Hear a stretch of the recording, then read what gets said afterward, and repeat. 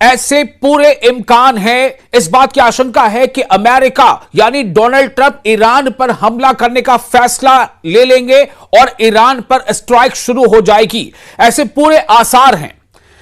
वैसे तो देखिए, ये बिल्कुल हाईली सोर्सेज खबर आ रही है, लेकिन मैं आपको बता दूं कि डोनाल्ड ट्रंप खुद भी कभी कहते क्या है करते क्या है, उसमें कई जगह का कई बार फर्क महसूस किया गया है। लेकिन ये आपको बता दें कि बहुत ज्यादा इस बात की आशंका कह लीजिए या संभावना कह लीजिए कि अमेरिका जो है वो ईरान पर 24 से 48 घंटे के अंदर हमला कर सकता है।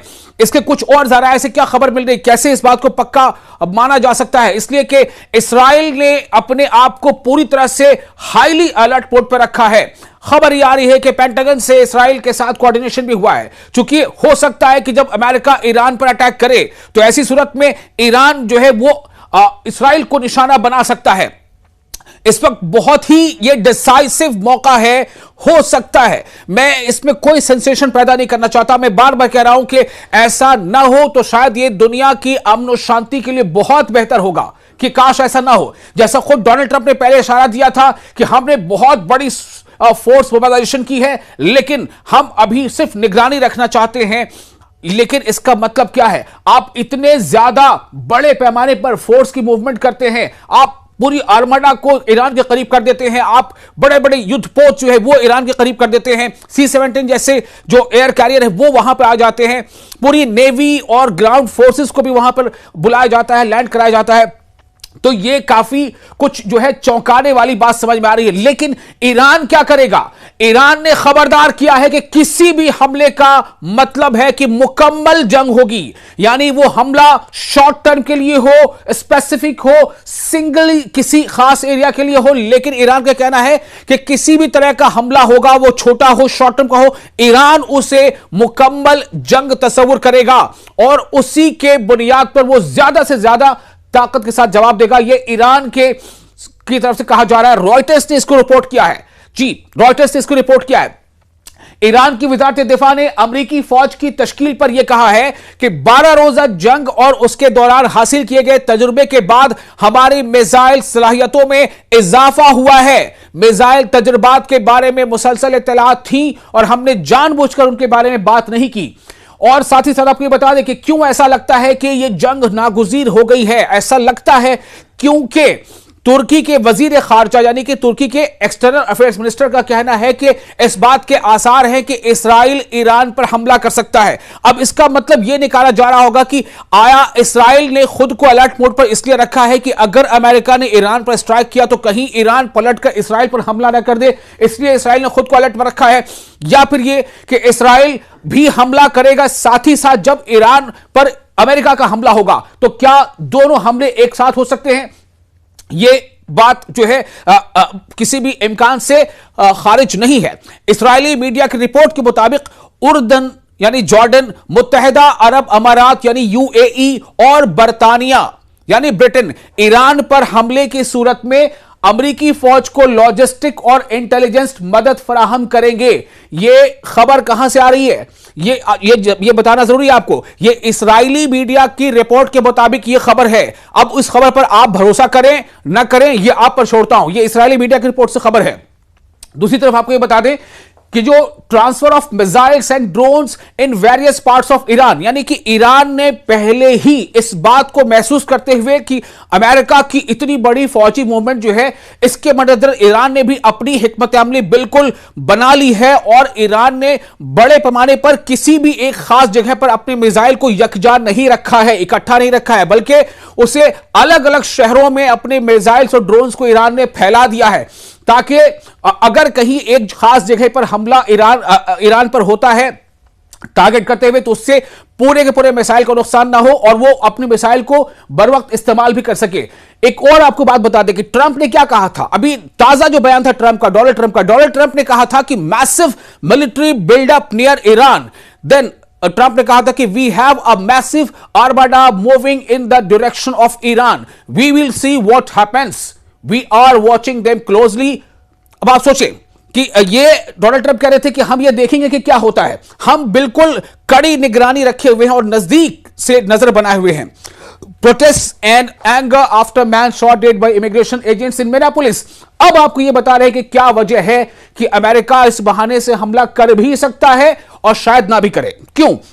क्योंकि जिस तरह की इल्जामात ईरान पर अमेरिका लगा रहा है कि ईरान के अंदर जो दाखिली इंतशार पैदा हुआ, ईरान के लोग जो सड़कों पर आकर उनको ईरान के पुलिस ने जो है वो बहुत ही हार्शली ट्रीट किया, बिल्कुल उसी तरह की सूरत हाल खुद अमेरिका के अंदर पेश आ रही है। अमेरिका के अंदर जो आइस जो एजेंट्स है, यानी कि जो immigration and customs enforcement officers जो है या एजेंट है, उन्होंने 2-3 ऐसी गलतियां कर दी हैं जब उन्होंने लोगों को इमिग्रेशन चेकिंग के नाम पे गोलियों का निशाना बनाया है। और इसकी वजह से बहुत बड़े पैमाने पर अमेरिका के मुख्तलिफ शहरों में डोनाल्ड ट्रंप के खिलाफ, अमेरिका के इंतजामिया के खिलाफ प्रोटेस्ट हो रहे हैं। यह बात भी डोनाल्ड ट्रंप को, यानी ट्रंप एडमिनिस्ट्रेशन को परेशान कर रही है। इस वजह से लोगों का ध्यान भी कहीं शिफ्ट हो, तो इस वजह से डोनाल्ड ट्रंप यह कदम उठा सकते हैं कि वो ईरान पर अटैक करें, या यह भी हो सकता है कि यही इंसिडेंट जो अमेरिका के अंदर अलग अलग जगहों पर प्रोटेस्ट हो रहे हैं, इसी वजह से डोनाल्ड ट्रंप शायद हमले ना भी करें कि कहीं ऐसा ना हो कि और ज्यादा उनके खिलाफ प्रोटेस्ट हो जाए। चूंकि उन्होंने क्या बताया कि जो वहां पर मिनियापोलिस में यह हुआ है, तो मिनियापोलिस में ये बड़े पैमाने पर ये चीजें हो रही है। मिनियापोलिस में एक और इमिग्रेशन एजेंट ने मिनियापोलिस में एक शख्स को गोली मार दी है। और आपको ये बता दें कि मशरिक़ वस्ता में अमेरिकी अफवाज की तश्कील पर जेडी वैंस का क्या कहना है। जेडी वैंस ने कहा है कि हम सिर्फ इस बात को यकीनी बनाना चाहते हैं कि हमारे पास इख्तियारात मौजूद हैं, यानी हम सलाहियत रखते हैं और हम जो चाहे कर सकते हैं, जब चाहे जहां कर सकते हैं और जहां चाहे वहां हमला कर सकते हैं। खित्ते में हमारी बहुत सी कुव्वतें हैं। अगर खुदा न करे ईरानियों ने कोई बहुत अहमकाना काम किया, यानी कि उनके अंदाज में गॉड, तो हमारे पास जवाब देने के लिए जरूरी वसाइल मौजूद थे। अब आपको बता दें कि क्यों अमेरिका में भी खुद दाखिली इंतशार बढ़ गया है। शनिचर के रोज मिनियापोलिस में जो इमिग्रेशन एजेंट्स हैं, उनकी तरफ से एक और शख्स को गोली मारकर हलाक करने के बाद पूरे अमेरिका में मुजाहिरों का सिलसिला जारी है। यह हालत है, यानी कि जिस चीज को बुनियाद बनाकर अमेरिका इतनी दूर ईरान पर हमला करना चाहता है, खुद अमेरिका के अंदर जो आइस एजेंट्स हैं, यानी immigration and custom enforcement officers हैं, वो खुद अमेरिका के फेडरल एजेंट्स जो है वो लोगों को गोलियों का निशाना बना रहे हैं और वहां पर बड़े पैमाने पर अमेरिकी इंतजामिया के खिलाफ प्रोटेस्ट हो रहे हैं। एलेक्स प्रीटी, एक 37 साल नर्स, मिनियापोलिस में रेनी निकोल गुड की इससे पहले की शूटिंग के बाद वफाकी एजेंटों के हाथों हलाक होने वाला दूसरा शख्स है। अब आप सोचें कि दो ऐसे एजेंट्स को रिसेंटली, 2 लोगों को आइस के एजेंट्स ने, यानी immigration and custom enforcement agents ने गोलियां मारी है, जिसके नतीजे में अमेरिका में खुद खल्फशार है। अमेरिका के लोग ही डोनाल्ड ट्रंप और ट्रंप निजाम के खिलाफ जो है सड़कों पर है। अब आपको फिर वापस इधर ले आते हैं कि क्या कुछ चल रहा है ईरान और अमेरिका के बीच। IRGC air space force commander का क्या कहना है। आईआरजीसी यानी ईरानियन रिवॉल्यूशनरी गार्ड कॉर्प्स, तो रिवॉल्यूशनरी गार्ड कॉर्प्स, इन्होंने क्या कहा है, जिसे पासदाराने इनकलाब भी कहा जाता है, स्पेशल बिल्कुल एक फोर्स है ईरान की। उनके कमांडर का कहना है कि Trump talks too much, Trump बहुत ज्यादा बोलते हैं, but he should be sure he will get his answer on the battlefield. लेकिन उनको इस बात पर यकीन रखना चाहिए कि उन्हें जंग के मैदान में इसका जवाब दिया जाएगा। ये खामनेई के ये कमांडर ये कह रहे हैं। दूसरी तरफ the United States of America को कौन कह रहा है? Governor of Minnesota. आपको मैं बार उधर ले जा रहा हूं कि गवर्नर ऑफ मिनेसोटा के गवर्नर यूएसए को क्या कह रहे हैं, प्रेसिडेंट को, कि president Trump must withdraw thousands of officers after a horrific shooting carried out today by federal agents.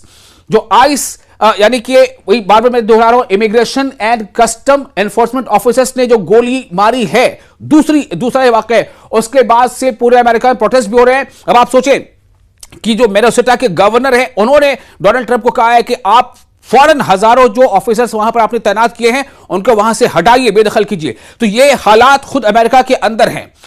अब आपको बता दें कि ईरानी मुसल्लह अफवाज ने अमरीकी अड्डों की मेजबानी करने वाले ममालिक को खबरदार किया है। जितने भी ईरानी मुसल्लह अफवाज, उनका कहना है कि जितने भी मिड ईस्ट में या आसपास के जो देश हैं जहां पर अमेरिका के फौजी अड्डे होंगे, वो खबरदार रहें। क्या खबरदार किया? उनका कहना है कि ये अड्डे जायज अहदाफ होंगे, यानी कि अगर अमेरिका ने हम पर, यानी ईरान पर हमला किया तो ईरान इन अमेरिकी अड्डों को निशाना बनाएगा, फिर चाहे वो अड्डा यूएई के अंदर हो, चाहे वो अड्डा जॉर्डन के अंदर हो, चाहे वो अड्डा कहीं और हो पड़ोस के किसी ममालिक मुल्क में।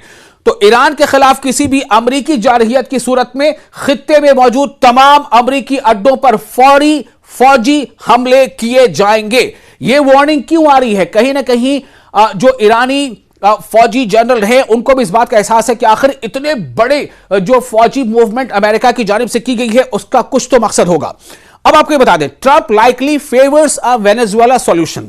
ट्रंप क्या कर सकते हैं? डोनाल्ड ट्रंप के बारे में ऐसा माना जा रहा है, जो मुबस्सरीन हैं, जो पूरी इन चीजों पर नजर रखते हैं, उनका कहना है कि ऐसा माना जा रहा है कि डोनाल्ड ट्रंप जो है, जिस तरह से वेनेजुएला का उन्होंने एक हल निकाला, यानी जबरदस्ती वाला हल, शायद उसी तरह का कोई हल वो चाहते हैं कि ईरान में करे, namely a show of military might and threats, यानी कि अपनी फौजी ताकत का एहसास कराना और एक तरह से धमकी देना और अपना असर रसूख कायम करना और धमकाना, followed by a quick de escalation. और उसके नतीजे में क्या होगा कि फौरन फिर जो है वहां से डी एस्केलेट करना चीजों को, जैसे वेनेजुएला में हुआ, काफी हाइप हुआ कि अचानक एक ऑपरेशन किया गया और वेनेजुएला के सदर को और उनकी जो फर्स्ट लेडी उनको वहां से उठाकर ले आया गया, अमेरिका हिरासत में ले आया गया। तो जैसा कि उन्होंने अडॉप्ट किया था जून 25 में, तो बॉम्बिंग कैंपेन की थी, जैसे अचानक ईरान पर हमला कर दिया था अमेरिका ने और कहा था कि B-2 बॉम्बर से हमने पूरे जो न्यूक्लियर के जितने भी इंस्टॉलेशंस थे जहां पर न्यूक्लियर का अफजूदगी हो रही थी, उसे हमने जो है बर्बाद कर दिया, तबाह कर दिया, ये कहना था। तो ये भी एक क्विक रिस्पॉन्स था। तो क्या इसी तरह का कोई, यानी कि बहुत तेज हमला और बहुत थोड़े वक्फे के लिए हमला अमेरिका कर सकता है, ऐसा मानना है कई मुबस्सरीन का। साथ ही ये भी बताया जा रहा है कि डोमेस्टिक फैक्टर जो है अमेरिका में, जैसे मैंने पहले आपको बताया कि अमेरिका में कई अलग अलग मुद्दों को लेकर के खुद ट्रंप इंतजामिया के खिलाफ प्रोटेस्ट हो रहे हैं। उनमें से एक बड़ा मुद्दा यही है कि जो फेडरल एजेंट्स है, यानी कि इमिग्रेशन एंड कस्टम जो एनफोर्समेंट ऑफिसर्स है, उन्होंने जो गोलियां मारी हैं इमिग्रेशन के नाम पे और इलीगल माइग्रेंट के नाम पे लोगों को, उसको लेकर के काफी उबाल है। तो मुबस्सिर का यह कहना है कि Trump decision not to strike include a probable increase in the price of oil which would hurt Trump's own voters in the run up to this year's crucial mid term elections. Deep divisions on this issue opinion by ये एक काफी बड़े माहिर मुबस्सिर हैं, उनका नाम है Elon Gabon. उन्होंने ये बात कही है कि अगर मिड ईस्ट में इस तरह कोई हमला होता है तो पूरे मिड ईस्ट में उथल पुथल मच जाएगी और नतीजा क्या होगा कि ऑयल यानी जो कच्चा तेल है उसकी कीमत अचानक बहुत बढ़ जाएगी, जिससे खुद अमेरिका के अंदर भी थोड़ी अफरा तफरी का माहौल हो सकता है। तो ये हालात है। एक और आपको अपडेट दे दूं, ताजा वाकये में एक खबर यह आ रही है कि इसराइल क्या कर रहा है इन दिनों। इसराइल अपनी हरकत से बाज नहीं आ रहा है। ताजा वाकये में कुछ घंटों कबल की खबर है कि इस्राएली ड्रोन ने जनूबी लेबनान के जिला तायर के इलाके बारिश में एक गाड़ी को निशाना बनाया। मकामी ज़राए के मुताबिक जनूबी लेबनान के जिला तायर की बारिश पर आज के इस्राएली ड्रोन हमले का निशाना एक उस्ताद मोहम्मद अल हुसैनी था। उसके सामान में से एक रियाजी का क्विज मिला, सोचें मैथ्स का। इस्राएल ने जनूबी लेबनान में 2 अफराद को हलाक कर दिया है और मशरकी लेबनान के बीका में नबी चित पर भी हमला किया है, जो जगह का नाम है। एक और अहम खबर आपको दे दें कि इलीगल ज्यूइश सेटलर्स जो हैं, जो जिसको यहूदियों ने जबरदस्ती वहां पर इस्राइल ने बसाया है फलस्तीनियों की जमीन पर, तो वो इलीगल ज्यूइश सेटलर्स हैं, वो टारगेट कर रहे हैं पैलेस्टीनियन को और उन्होंने बच्चों को टारगेट किया है। वेस्ट बैंक के हेब्रॉन में इतवार को ये जो वाकया हुआ है, settlers ran over the child Abul Karim Musa Al Adra और फिजिकली असॉल्टेड एंड चाइल्ड सलाह इस्माइल अल अदरा इन मसफर यत्ता जगह का नाम है। वहां पर जो यहूदी आबादकार उन्होंने फिलिस्तीनी बच्चों की बात आ रही, बच्चों को काफी जो है टॉर्चर किया है। ये हेब्रॉन के साउथ में है, in the occupied West Bank. ये वेस्ट बैंक में सब कुछ हुआ है। ये रिपोर्ट किसकी? द क्रेडल की रिपोर्ट है, आपको हम दे रहे हैं। एक और अहम खबर, Iran supreme national security council has approved the resumption of internet services in the near future. ये द ग्लोब ऑब्जर्वर इस खबर को शाया कर रहा है कि वहां पर इंटरनेट की बहाली जल्द ही होने वाली है। President Trump warns the US will impose a 100% tariff on all Canadian goods if Canada makes a deal with China Globe। देखिए ये पूरे मामले का मामला कहीं ना कहीं ये चाइना रशिया से जुड़ा है। रशिया जिस तरह से एडमेंटली यूक्रेन पर लगातार हमले करता चला जा रहा है, चाइना की जो बहुत गुपचुप पॉलिसी चली आती है चाइना के बारे में, चाइना ज्यादा शोर नहीं मचाता लेकिन वो चुपचाप बहुत सारे काम ऐसे करता जाता है। तो चाइना को भी कहीं ना कहीं निशाने पर लेना है। और जिस तरह से कनाडा के पीएम ने डोनाल्ड ट्रंप के खिलाफ बातें की हैं, उसके बाद प्रेसिडेंट ट्रंप ने वार्न किया है, वार्निंग दी है कि अगर कनाडा ने चाइना के साथ ट्रेड डील किया तो अमेरिका 100% टैरिफ कनाडा पर लगा देगा। यह एक तरह से धमकी दी गई है कनाडा को, ताकि वो चीन से डील ना करे। Russia strikes Ukraine as talks with US to end war continue. इसी बीच खबर भी आ रही है कि रशिया ने यूक्रेन पे फिर से ताजा हमले कर दिए हैं। एक तरफ यूएस के साथ रशिया की बातचीत चल रही है और यूक्रेन पर हमला भी हो रहे हैं। तो बहुत सारी चीजें एक दूसरे से मिली हुई हैं। इसराइल को लेकर एक बड़ी खबर क्या है, ये ब्रेकिंग न्यूज आपको दे रहे हैं। बेल्जियम का नाम आपने सुना होगा। Belgium bans aircraft carrying weapons और military gear to Israel from its air space और स्टॉप्स। कहीं पर भी बेल्जियम के एयर स्पेस से होकर कोई भी ऐसा जो है वो एरोप्लेन या कैरियर नहीं गुजरेगा जिसमें इसराइल को पहुंचाने वाली उसमें हथियार या सामान होंगे। तो ना तो वो बेल्जियम के एयर स्पेस से गुजर सकता है, ना किसी एयर स्पेस स्टॉप से गुजर सकता है। ये वो तमाम खबरें आपको हम बता रहे हैं। तो कुल मिलाकर हालात अभी ये बन रहे हैं, जो इशारे आ रहे हैं कि बहुत ही ज्यादा इस बात के इम्कान है कि जिस तरह से इसराइल और अमेरिका की एक्टिविटी देखी जा रही है कि 24 से 48 घंटे के अंदर ईरान पर शायद कोई अटैक हो इसकी तरफ से, अमेरिका की तरफ से। इसी बीच आपको एक बात खबर यह भी दे दें कि जो सबमरीन्स हैं ईरान के, उसके बारे में खबर यह है कि वो सबमरीन को ईरान ने अब मूवमेंट देना शुरू कर दी है। और ये मूवमेंट इसलिए है कि ताकि इस बारे में यह बताया जा सके कि जो फ्लाइट कैरियर्स है यूएस के, उसको जो है नुकसान भी पहुंचाया जा सकता है। और आपको एक और खबर है कि ईरान की आईआरजीसी ने फारस की खाड़ी के पास स्थित अमेरिकी वॉरशिप यूएसएस अब्राहम लिंकन, जिसका नाम है CVN-72, उसका ड्रोन से एक बेहद ही नजदीकी फुटेज लिया है और जो जवाबी कार्रवाई की तैयारी का संकेत है। यानी कि आप सोचिए, जो इतना बड़ा अब्राहम लिंकन जो युद्ध पोत है वॉरशिप, उस पर अमेरिका इतना फख्र भी कर रहा है, चूंकि जाहिर है वो काफी बड़ा, उससे बहुत सारे करियर्स जो है उसमें वहां से लॉन्च हो सकते हैं। तो उसका बहुत ही क्लोजली एक ड्रोन से फुटेज लिया है और ड्रोन से लिया फुटेज जारी किया है ईरान ने। इसका मतलब है कि ईरान की नजर है वॉरशिप पर। तो ये कहीं ना कहीं एक तरह से वो इस बात का इशारा है कि अगर आप जो है कुछ ऐसा करने जा रहे हैं तो हमारी भी तैयारी है। Iran threatens to destroy the US carrier USS Abraham Lincoln with hypersonic missiles. इस तरह की धमकी दी गई है। ये तमाम वो खबरें सामने आ रही है कि ये बता रहे हैं कि हालात जो है मिड ईस्ट में वो काफी बिल्कुल एकदम कहते हैं ना कि विस्फोटक हो गए हैं और किसी भी वक्त अगले 24 घंटे में या 48 घंटे में जो है कोई इस तरह की आप खबर सुन सकते हैं कि स्ट्राइक हो गया है, हमला हो गया है। और एक खबर ये भी आ रही है कि Iran issues an emergency. Iran has closed its airspace to low-flying VFR and general aviation flights, signaling heightened security measures amid rising regional tension. Low frequency पे airspace उसका कोई ना उड़े, इस बारे में ईरान ने जो है ये जारी कर दिया है। ईरान हैज क्लोज, इस एयर स्पेस को उसने बंद कर दिया है। तो ये एक बहुत बड़ी खबर है। ये तमाम चीजें इस तरफ इशारा कर रही हैं कि किसी भी वक्त अमेरिका अटैक, हालांकि मैंने आपको दोनों का बयान सुनाया, पढ़ के बताया कि डोनाल्ड ट्रंप ने भी कहा है और जेडी वांस ने भी कहा है कि हमने पूरी तैयारी सिर्फ इसलिए की है कि हम दिखा सके कि वी आर कैपेबल, हम काबिल हैं, हमारे पास सलाहियत है, लेकिन हम करीब से नजर बनाए हुए हैं। और अगर कोई भी नादानी ईरान की तरफ से किया गया, जो अपने अल्फाज उन्होंने कहा कि कोई नादानी की गई, तो हम जो है एहसास करा देंगे कि हमारी तैयारी क्या है।